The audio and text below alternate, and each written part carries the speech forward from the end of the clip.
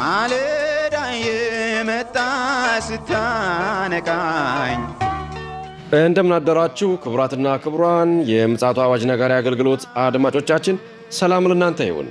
የማለዳ ቁርሳችንን አሁን ጀምረናል። አዘጋጅ እና አቅራቢ ፓስተር አለማየሁ ነሞ። መልካም ጊዜ ይሆንላችሁ። ከሕይወት ምንጭ ውሃ ስታረካኝ ሰላም ጤና ይስጥልን። እንደምን አደራችሁ። ይህ በምፅዓቱ አዋጅ ነጋሪ አገልግሎት የተዘጋጀ የሚቀርብላችሁ የማለዳ ቁርስ ፕሮግራማችን ነው። ወደ ዛሬው የማለዳ ቁርስ ፕሮግራማችን ከመሄዳችን በፊት እስቲ አጭር ጸሎት እናደርግና ወደ ዛሬው ወደ ማለዳ ቁርስ እንሄዳለን። እግዚአብሔር አምላካችን ሆይ ይህንን ማለዳ ስለሰጠን ስለ ምሕረትና ስለ ቸርነት ስለ በጎነትና ስለ መልካምነት ሁሉ በጌታ በኢየሱስ ክርስቶስ ስም እናመሰግንሃለን። አንተ ታላቅ ኃያል ብርቱ አምላክ ነህና ክብር ምስጋና ለአንተ ይሁን። ስለ ሁሉ ነገር ተባረክ። ይህንን ቃልህን ባርክልን በጌታ በኢየሱስ ክርስቶስ ስም። እንግዲህ በትናንትናው ዕለት ሮሜ ምዕራፍ 1 ቁጥር 3 እና 4 ነበር የተመለከትነው። ይህም በወንጌልና ምንድን ነው የሚለውን ነገር ነበር የተመለከትነው።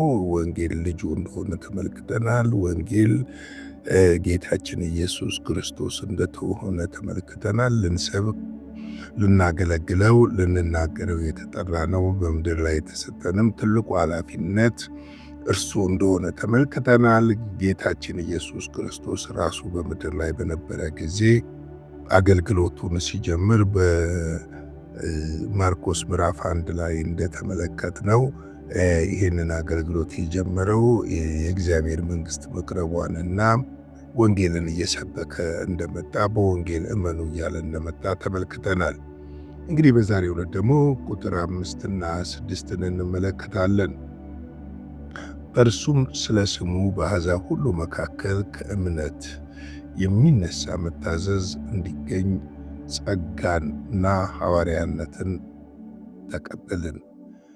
በእነርሱም መካከል የኢየሱስ ክርስቶስ ልትሆኑ የተጠራችሁ እናንተ ደግሞ ናችሁ እያለ ይናገራል። እንግዲህ ማንኛውም አገልግሎት፣ ማንኛውም ጥሪ፣ ማንኛውም ተልእኮ የሚሰራው ከጸጋው የተነሳ ነው።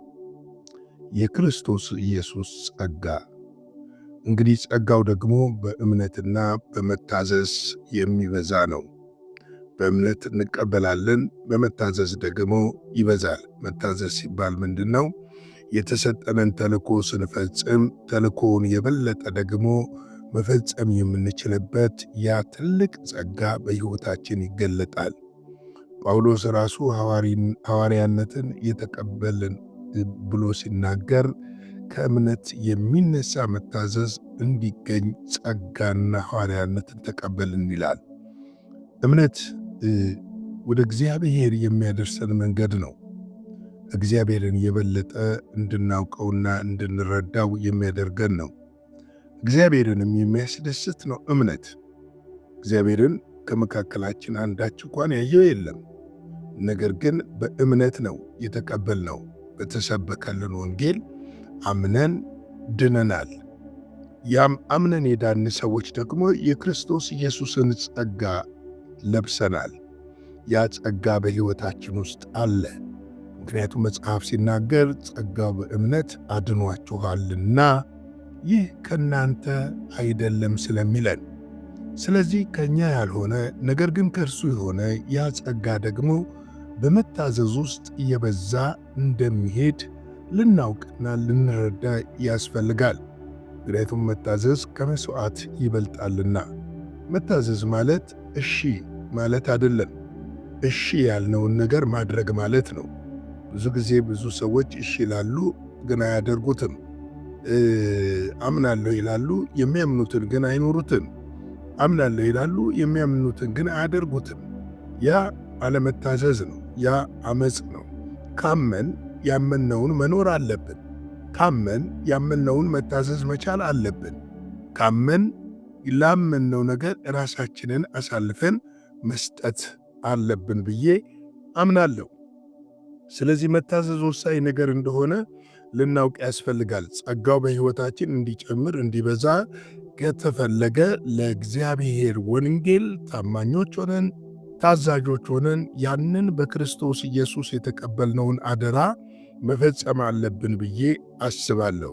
በእነርሱ መካከል የኢየሱስ ክርስቶስ ልትሆኑ የተጠራችሁ እናንተ ደግሞ ናችሁ ይላል። እኛ የተጠራነው የሆነ ሰው ለሆነ ሰው አይደለም።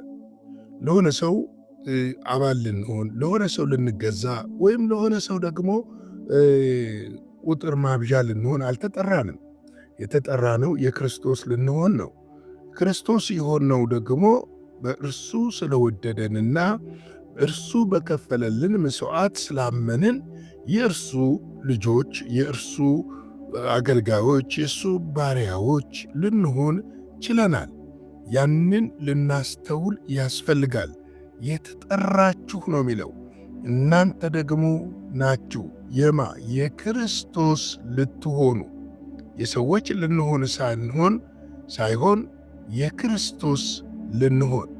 ዛሬ ብዙ ሰዎች በማወቅም ሊሆን ይችላል፣ ባለማወቅም ሊሆን ይችላል፣ እግዚአብሔርን ቃል ካለማወቅና ካለመረዳት ይመስለኛል የሰዎች ናቸው፣ ለሰዎች ነው የሚቆሙት። ነገር ግን የእግዚአብሔር እውነትና የእግዚአብሔር ወንጌል ሲሸራረፍና ሲሻር ምንም አይመስላቸውም። ይህ ባለማወቅ ነው ብዬ ለማመን እቸገራለሁ። ነገር ግን አውቀውት የሚያደርጉት ነገር ነው ለማለትም ይቸግረኛል። ስለዚህ ይህ ነገር የሚሆነው አንድ ወይ ከጥቅም ፍለጋ አይዘር ደግሞ ካለማወቅ ሊሆን ይችላል ብዬ አስባለሁ። ነገር ግን ቤተ ክርስቲያን የክርስቶስ ነች። እኛ የተጠራነው የክርስቶስ ልንሆን ነው። ዘላለማዊ ደግሞ ፍጻሜያችን ወይም ደግሞ ለዘላለምም የምንኖረው ከክርስቶስ ኢየሱስ ጋር ነው። ከሰዎች ጋር፣ ከነገሮች ጋር፣ ከሁኔታዎች ጋር የሚያገናኘን ነገር የለም። ለዚህ ነው የኢየሱስ ክርስቶስ ልትሆኑ የተጠራችሁ እናንተ ደግሞ ናችሁ ብሎ የሚነግረን። ሰው ከጨለማ ዓለም ስንጠራ የክርስቶስ እንድንሆን የተጠራ ነው። ከዓለም ሲያወጣን የክርስቶስ የመንግስቱ ወራሾች ወይም ደግሞ የመንግስቱ ተካፋዮች ልንሆን ተጠርተናል። ስለዚህ ይሄ ማለት ሰዎችን አናከብርም፣ መሪዎችን አንታዘዝም፣ ወይም ደግሞ ለእግዚአብሔር አገልግሎት ራሳችንን ታዛዥ አናደርግም እያልኩ እንዳልሆነ ትረዱኛላችሁ ብዬ አስባለሁ። መታዘዝ ጥሩ ነው፣ ግን የምንታዘዘው ነገር እንደ እግዚአብሔር ቃል መሆን አለበት። እንደ እግዚአብሔር ሐሳብና እንደ እግዚአብሔር ፍቃድ መሆን አለበት እንጂ የሰዎችን የግል ፍላጎትና አጀንዳ ለማራመድ ለዛ መሰጠት ማለት የተሰጠነው ለክርስቶስ ነው ማለት ግን እንዳልሆነ ልንገነዘብና ልንራዳ ያስፈልጋል። እንግዲህ በአሕዛብ መካከል ከእምነት የሚነሳ መታዘዝ እንዲገኝ ሲለን በአሕዛብ መካከል የተገለጠው የክርስቶስ ኢየሱስ ወንጌል ያንን በማመን ያ በመታዘዝ እንዳገኘነው ጸጋና ያንን ጸጋ ደግሞ በሕይወታችን ውስጥ እንዲገለጥና እንዲበዛ መታዘዝ ያስፈልጋል። ጥሪያችንን የታመነ እንደሆነ ልናውቅ ያስፈልጋል። እንግዲህ ቅዱሳን ወገኖቼ ለዛሬ ማለዳ ያዘጋጀሁት ይህንን ይመስላል። በቀጣዩ በነገው ዕለት በቀጣዩ ክፍል እንገናኛለን። አጭር ጸሎት እንጸልይና እንጨርሳለን። የዘላለም አምላክ እግዚአብሔር ሆይ በጌታ በኢየሱስ ክርስቶስ ስም እናመሰግንሃለን። ክብር ምስጋና ከዘላለም እስከ ዘላለም ለታላቁ ስም ይሁን። ይህንን ቀን ስለሰጠን በዚህ ቀን ደግሞ ልትባርከን ስለወደድክ ሕያው የሆነው ቃልን ወደ ሕይወታችን ስላመጣ በእምነትና በመታዘዝ እግዚአብሔር ሆይ በሕይወታችን ያንተ ጸጋ እንዲበዛ ለተጠራንበት ላንተ ዓላማ መኖር እንድንችል በኢየሱስ ክርስቶስ ስም እንድትረዳን እጠይቅሃለሁ። እነሆ የታመሙ ይፈወሱ፣ ያዘኑ ይጽናኑ፣ የተሰበሩ ይጠገኑ፣ የወደቁ ይነሱ። የምሕረት እጆች በቤተ ክርስቲያን፣ የምሕረት እጆች በቅዱሳን ላይ፣ የምሕረት እጆች በምድራችን ላይ እንዲሆን በኢየሱስ ክርስቶስ ስም እንጠይቅሃለን። እነሆ ደግሞ ቤተ ክርስቲያንን ከተኛችበት እንድታነቃትና የወንጌል አርበኛ እንድታደርጋት በኢየሱስ ክርስቶስ ስም በዚህ በመጨረሻው ዘመን ያንተ ጸጋ በቤተ ክርስቲያን ላይ እንዲፈስ እጠይቃለሁ። ስለ ሁሉ ተመስገን። ሁሉ ለክብር ይሁን።